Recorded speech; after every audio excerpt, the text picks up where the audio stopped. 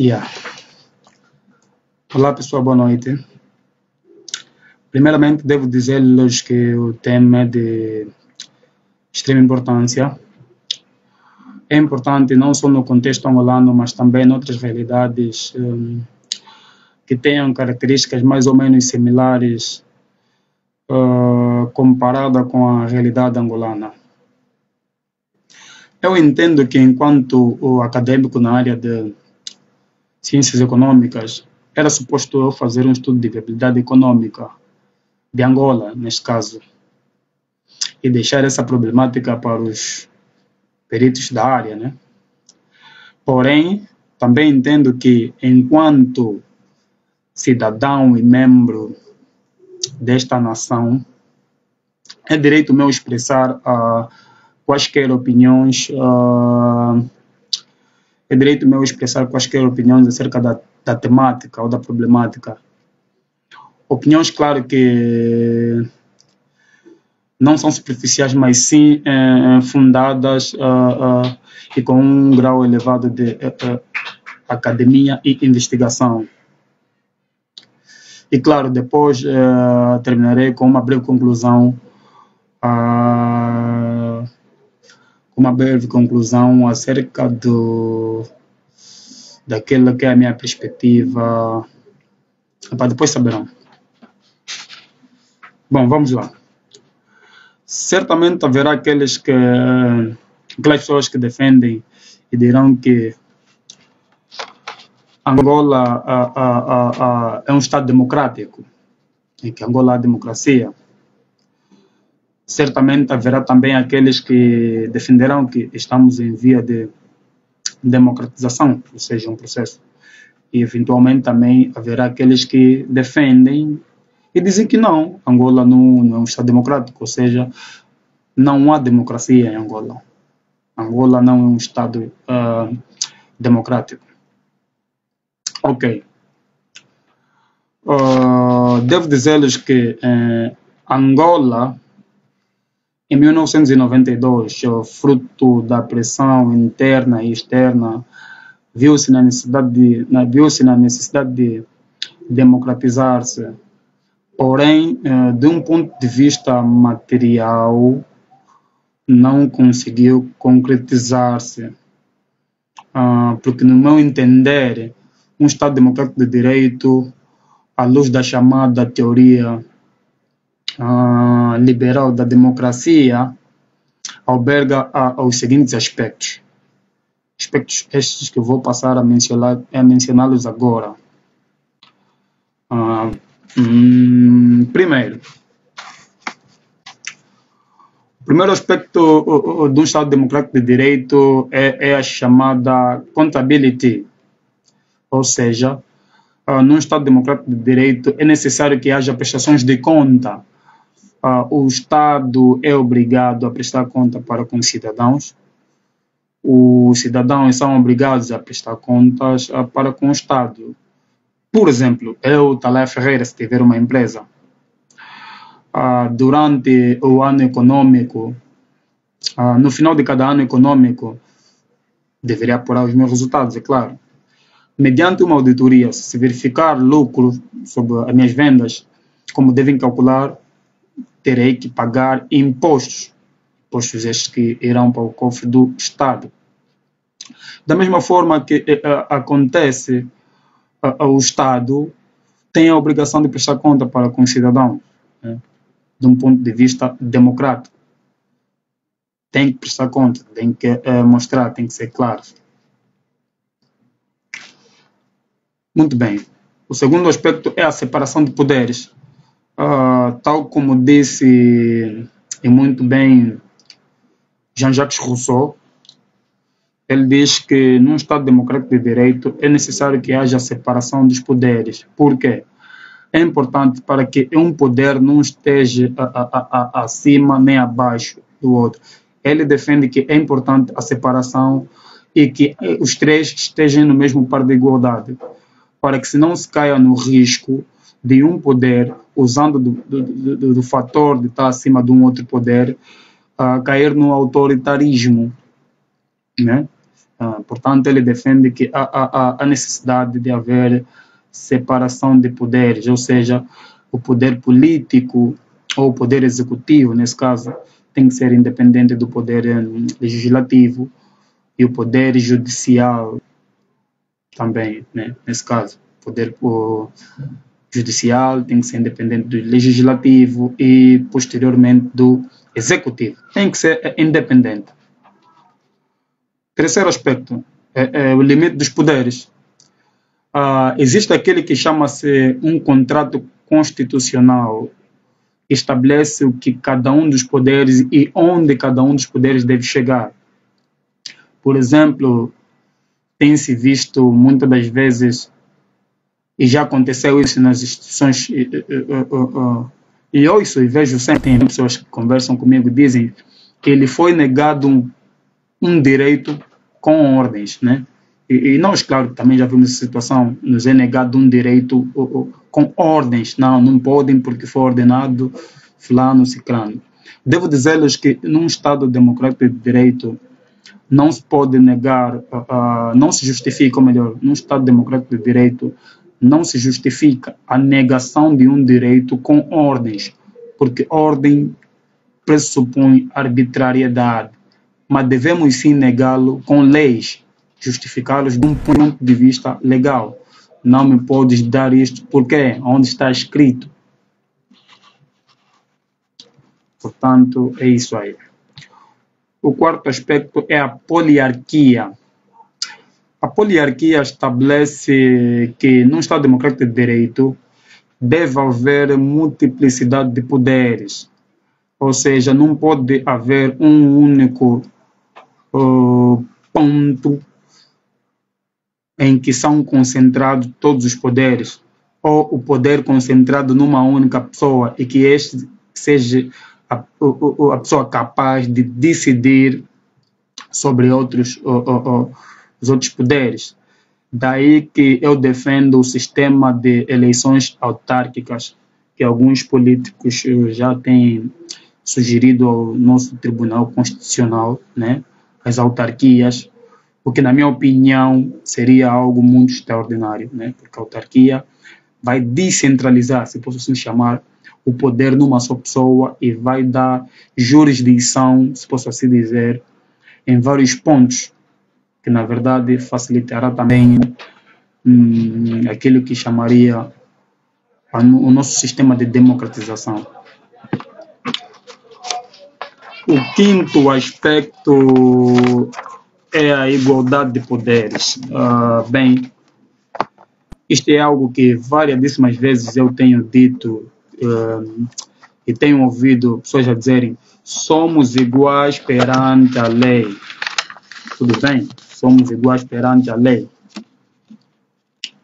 Mas é importante que essa igualdade não seja única e exclusivamente falatória. É importante que essa igualdade seja de um ponto de vista material. Por exemplo, tem-se visto, e eu digo isso na primeira pessoa, que no nosso sistema carcerário, vou falar do nosso sistema carcerário, tem-se visto um número elevadíssimo das pessoas que lá vão, né, pertencentes única e exclusivamente à camada baixa da sociedade, ou seja, a camada mais baixa da nossa sociedade, né?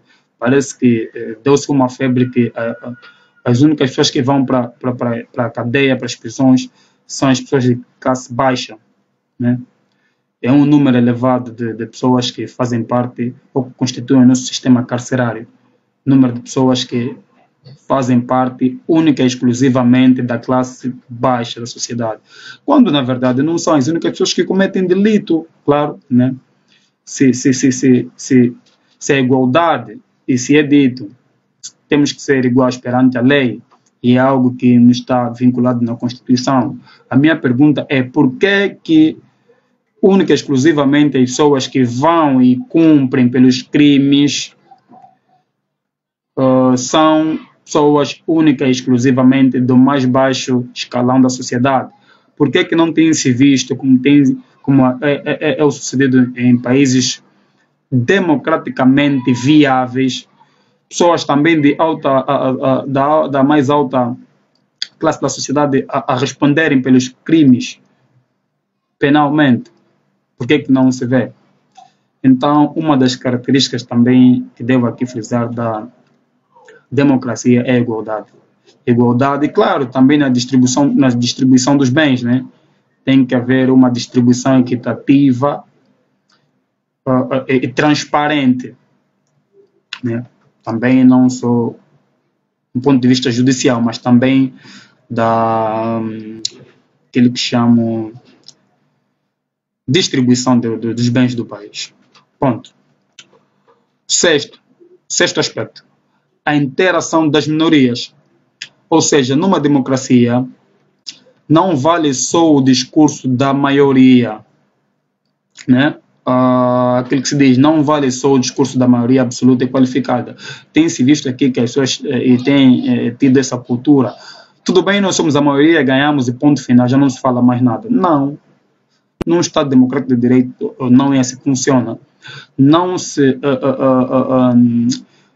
dá única e exclusivamente voz à maioria absoluta e qualificada. Um Estado democrático de direito, pelo contrário, tem um sistema de integração das minorias, ou seja, porque da mesma forma, da mesma responsabilidade que quando você ganha, passas a ter com a maioria, e também automaticamente é a responsabilidade que passas a ter com a minoria. Por quê? Porque a mesma minoria também goza da mesma dignidade da pessoa humana, tal como a maioria.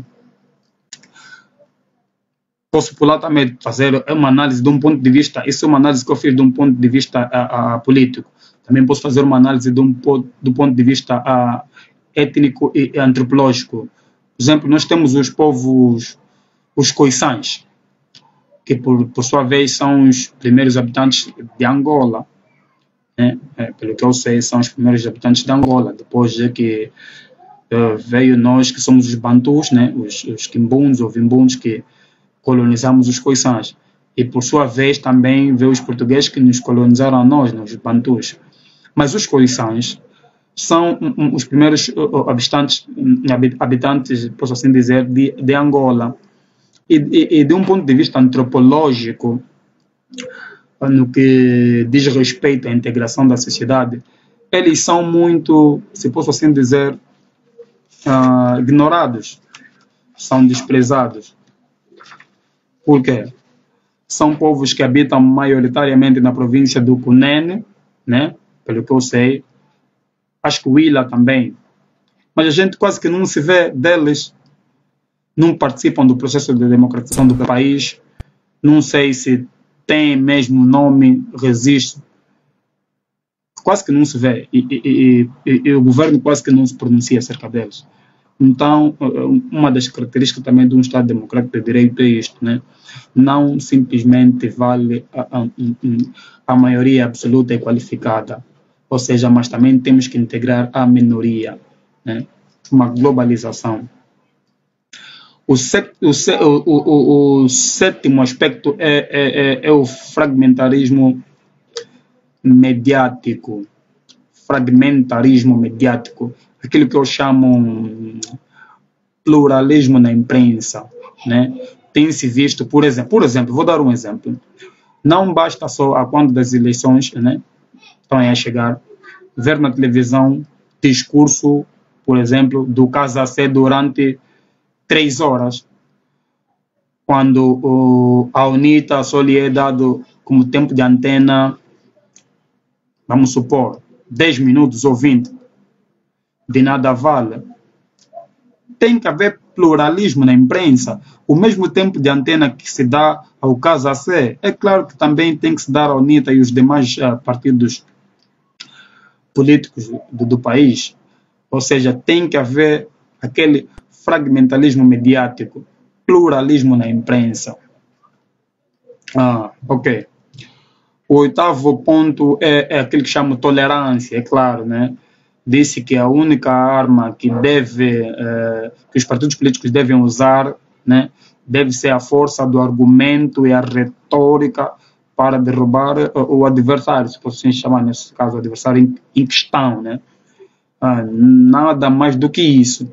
Eu posso estar a te dar porrada na Assembleia e ver que não, já não suporto esse indivíduo, está a me dar carga de um ponto de vista literário e goza de uma retórica profunda.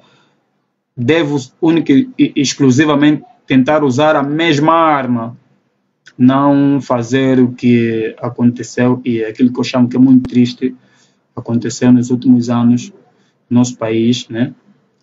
Vimos muitos intelectuais desapareceram sem justificação nenhuma e até agora não temos qualquer informação, o que me deixa muito funesto, posso assim dizer.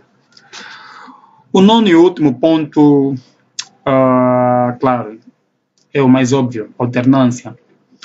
Um Estado democrático de direito que se diz, né, e que se preze, se não houver alternância, é tudo menos isso. É tudo menos democrático e de direito. Aí mesmo ponto numa conversa, a alternância. Um Estado democrático de direito compõe e respeita este princípio. Se não respeitar, não é, nunca o for. Bom, pessoal, feito isso, só me resta agradecer-lhes por deixar mostrar-lhes aquilo que chamo. Sei que vai parecer um pouco estranho para meus colegas, colegas e amigos da área de contabilidade, né? Na área das ciências econômicas, mas é isso mesmo que é o nome que eu achei para dar a isso. Estudo de viabilidade democrática. É o que eu chamo, eu fiz isso, chama-se, do meu ponto de vista, é o meu estudo de viabilidade democrática. Devo dizer-lhes também que Angola, meus amigos, democraticamente é um Estado não viável. Isto cheguei à conclusão, não viável. Meus colegas certamente que concordarão comigo. Com uma taxa interna de democratização muito, mas muito baixa mesmo. Muito baixa. E o que me deixa um tanto quanto funesto. Bom, não quero que pensem que quero com isso levar o pessoal a uma acérrima ou a uma gritante campanha de protesto contra X ou Y. Não, não é isto. Quero antes figurar na lista daqueles que, claro que quando morrer, quero antes figurar na lista daqueles que alguma coisa fizeram e não figurar na lista daqueles que nada fizeram. Porque tem-se dito, e esse dito é popular, penso que é de conhecimento geral, que aquele que ainda não descobriu uma causa por que morrer, certamente não merece viver. Pessoal, era isso que eu quis compartilhar com vocês, esse é o meu ponto de vista. Dizer-lhes também que, enquanto acadêmico, continuo as minhas investigações. Essa é uma luta, é um processo. Incentivo-vos também a fazer o mesmo, porque a academia é um mundo e quando a gente pensa que sabe tudo, no fundo chegamos a saber que a gente nunca sabe nada. Tal como dizia Sócrates muito bem. É tudo, só me resta desejar-lhes uma feliz noite, com muita paz, amor e fogo. Bye.